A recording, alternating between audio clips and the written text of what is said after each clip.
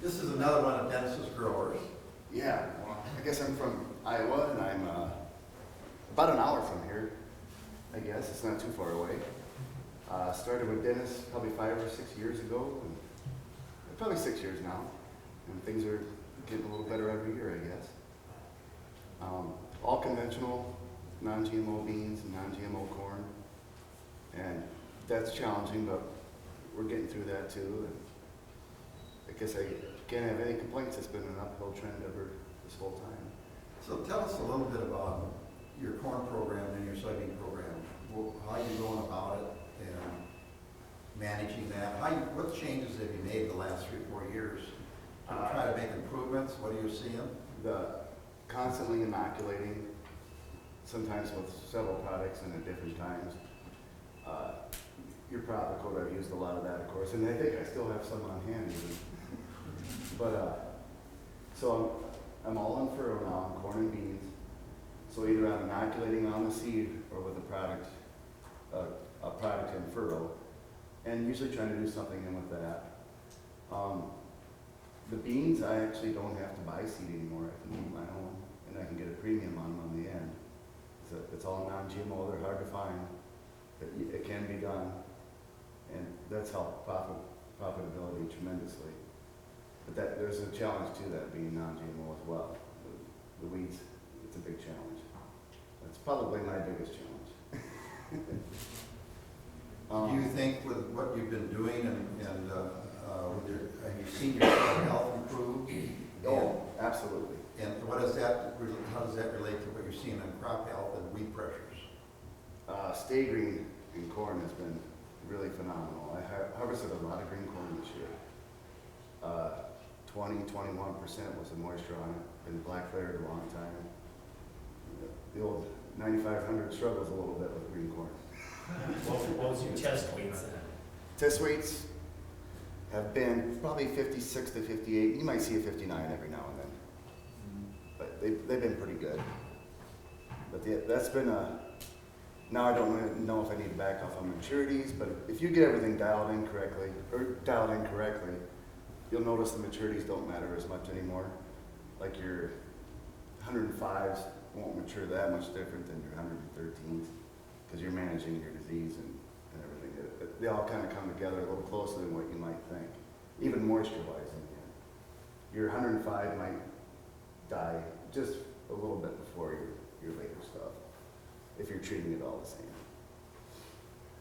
So, on the bean side, things are getting later there too with the plant health. I plant kind of a later bean in my area. 2 1s, 2 3s.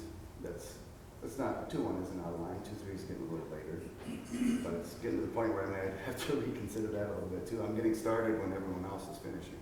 The plants are staying alive a lot longer. And you're down 100 miles south roughly? Nope, I'm an hour Oh, about an hour south. west and maybe Okay. 20 minutes south. Okay. I don't know if you know where Blue Earth, Minnesota is Yeah. at? 20, 25 minutes south of there. Okay, then he's not too much further south than Scott, because he's right No. at the Iowa border. Yep. By Rake. Yo, by Rake, yes. Yeah, Yeah. very close. So you mentioned that you're using copper, right? I believe you said. I use Cobalt. I use a little copper. Yeah. So, but specifically, you're using cobalt. Yes. You zeroed in on that, and why? Okay. And there's an old study I found, and if anybody wants to look it up, it was done by Nadia God, is his name. And I can't remember where he did the studies, but he showed by increasing cobalt, when he did his plant testing, he could dramatically increase the amount of nutrients that were in the plants. Your nitrogen, phosphorus, potassium, all of them. And as he increased his cobalt level, those continuously came up to a point, and then at that point when he got too much with it, the biggest problem was iron. Iron dropped dramatically. So I'm really working on trying to zero in on that. So I have IDC in beans, which I'm sure they do here too. So I really don't want to get too carried away with that, but I'm trying to find that point where we can keep increasing production in our tissue tests and not go too far with it or crash on the other end. And a lot of the reason I'm looking at that is if I can increase all that in the plant and then return that again, you're returning it to your soil test. And I'm finally starting to see that this year. I did soil tests in the fall, and there's areas that don't call for anything now, and which is where I wanted to be. And so it's kind of exciting. It's taken years. This is not a fast process. Probably 3 or 4 years of just focusing on this. K is a big problem in my area, and K's finally coming up there. We had a couple tests that called for very little, and a few that called for none on K. So I haven't got that magic number or rate yet. I'm way over what some people would suggest, probably 5 or 6 ounces of your cobalt product in furrow in soybeans. And when I tissue test, I'm still not coming anywhere near any dangerous levels that they have. And that's another thing, nobody has like a standardized level of cobalt in the plant. But they have a general idea of the lab I'm using, and I'm gonna keep upping and working on it. Cobalt is not like moly. Moly, you can get too high of a level of moly, and it doesn't move around within the plant. So 2 weeks later, if moly was really high at your plant test, 2 weeks later it could be much lower again. What is that? What's the word I'm looking for? Exudates out. Yeah, I can't. If you spray a plant this size, as the plant grows, it doesn't move around in the tissue as well as some other nutrients, is my understanding. Yeah. Translocates. Translocation, that's the word I'm looking for. So if you're good today on moly, you may not be good a month from now. You have to manage it season long. And that's another one I'm working on a lot, having a lot of luck with. And it's interesting, you pointed out NH4 bumping those yields up. In the end, there's, what did you say, 7 to 10 bushel to the acre? 12 in those cases. Yeah. Yep. And I think I've seen some of that with moly, and the interesting thing about moly is, my understanding, it gives the plant the capability to handle the nitrogen better and even convert it Right. from a nitrate form to an NH form. It's needed in the conversion of nitrogen into NH4. Yeah. It's the enzymatic factor. So it can be a very easy way to pick up that type of yield you're talking about. Right. And won't beans actually use more nitrogen than corn? Absolutely. Per unit, Yeah, per bushel. yeah. Yeah, so, you know, a lot of farmers think, well, my beans don't need any I think nitrogen, but, soybeans are 5.5 and corn is 1.5, yeah. but you're producing a lot more protein and oil.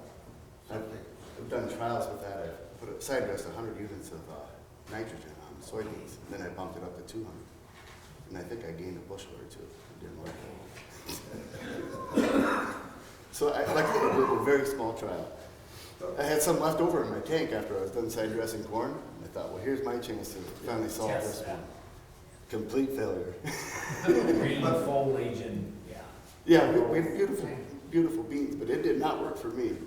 So I went back to, if you want to get a bean plant to produce more nitrogen, you're going to have to go to your root system. You're going to have to go to what's going on with your nodulation and what's that production factory doing down there. And that's where cobalt and moly come into a big play in a soybean. Both of those do. But it really is going back to the biological process and make sure you have those natural fixers in the soil, and we call them symbiotic is the nodulation, and non-symbiotic are the free living. There's about 8 of them. Like Lance talked yesterday, azobacter, nitrobacter, that'll fix nitrogen out of the air. And again, when you get your soil health, get the soil breathing, open it up, and you get those in there, then they're gonna naturally provide that. And I think the plant really communicates to the microbial community and say, hey, I need a little bit more in. I believe in nature that happens. It's not the first time I've heard that, yeah. Yeah.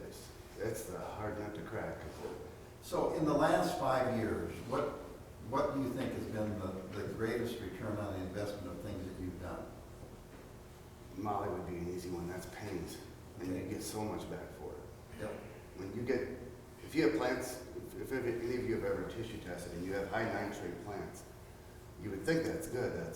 That's actually not what you want. The No. plant's got all this nitrate in it and you can't do anything with it.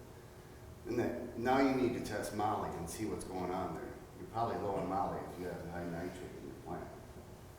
get some molly out there, so. Because that converts it to ammonia, right, NH4. Yes, especially in corn. And that is what builds protein and et cetera.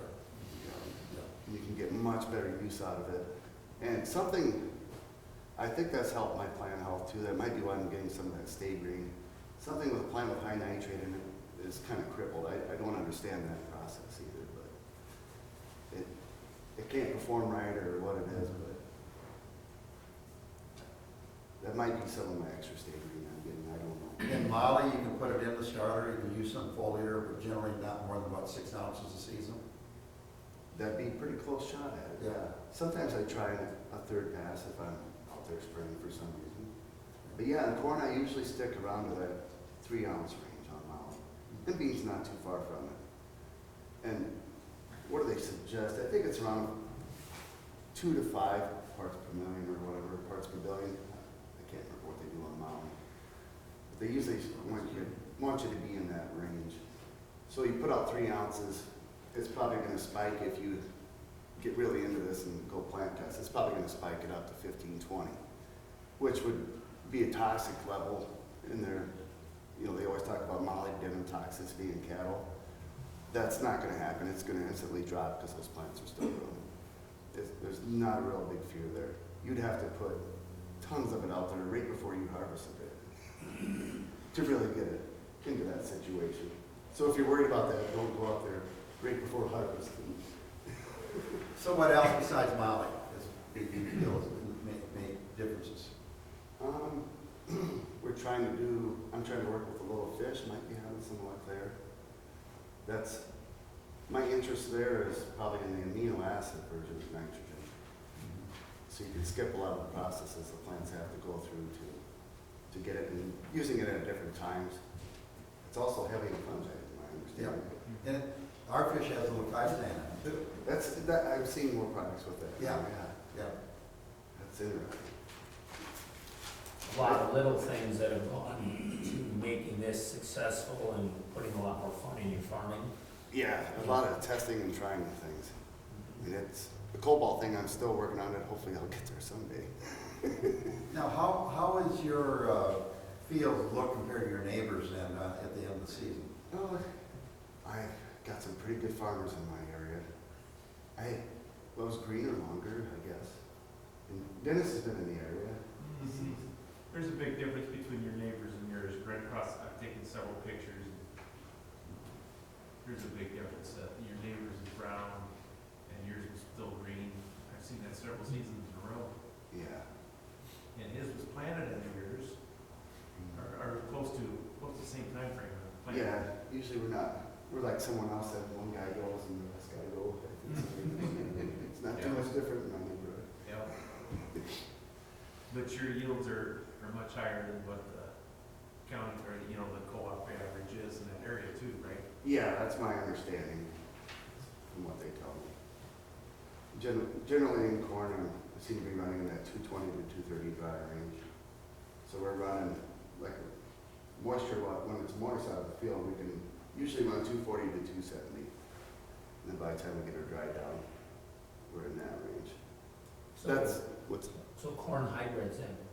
All outwardly seed house. Okay, so all Viking non-GMO. seed, What's that? Viking seed, Yep. some of that, yeah? I just went that route because I did trial after trial with GMO versus non-GMO. Usually non-GMO won yield-wise. Well, I've been that for 20 years now. but, Okay. Yeah. Usually, And now I got my brothers convinced that route too, so they're buying some non-GMO seed. What did you guys have last year? 100, yeah, Annisfed, $118 a unit. Or cheaper. Yeah, or cheaper, yeah. And it'll out yield the stack stuff that they're paying $4.35 a bag for. I don't know what happened for me, but my non-GMO stuff kept falling down in the end. Right Yeah. next to my genetically modified stuff would Yeah. fall down right next to my non-genetically modified stuff. And at times they'd actually be the same variety. I would run, like certain seed companies will have it all in different parameters of what. Variations. Yeah. So I would plant the actual same variety with the full version and the conventional version right next to each other. And in the end, all of a sudden that one would start falling down, and I can't explain it. And that's what the neighbors would tell me too, because I do a lot of manure hauling, so I pick brains of all my clients. And some of them says, well, it don't pay for me to buy the stack stuff, cause I gotta put insecticide on it anyway. And they were then wasting a ton of extra money, so I've got a lot of my clients that have been going back conventional. And now a lot of, I'm finding seed companies are focusing on their conventional seed side Yes, and that's nice. considerably more in the last couple of years. So we can get some better stuff there. And Albert Lee Seed also has been good to me, I can't complain.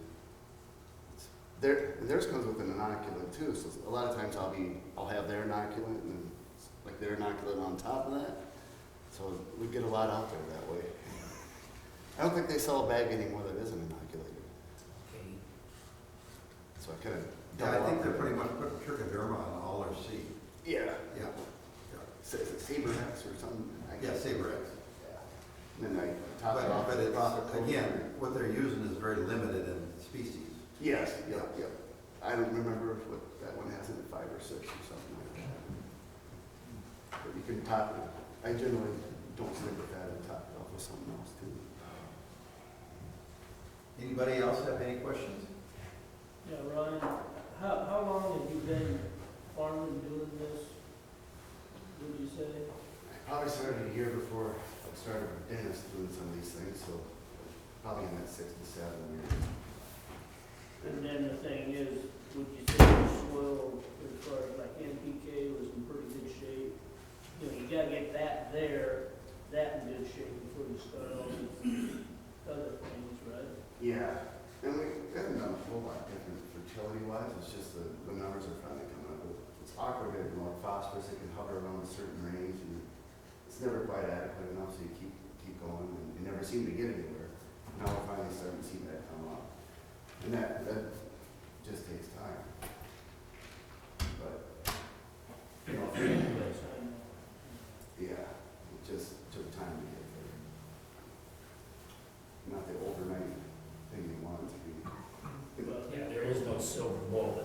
Quick fix, yeah.